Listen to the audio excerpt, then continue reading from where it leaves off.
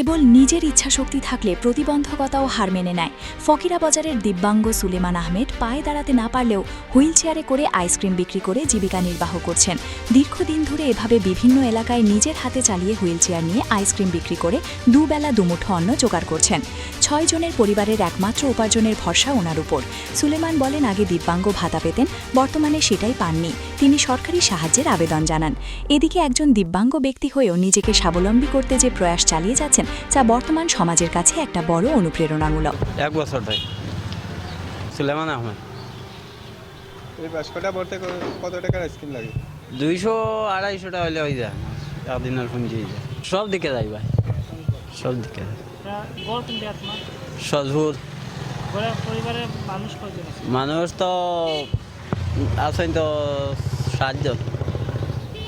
আমার আপন মাও নাই, আপন বাবাও নাই, ওঠা করিয়া চলি আমি।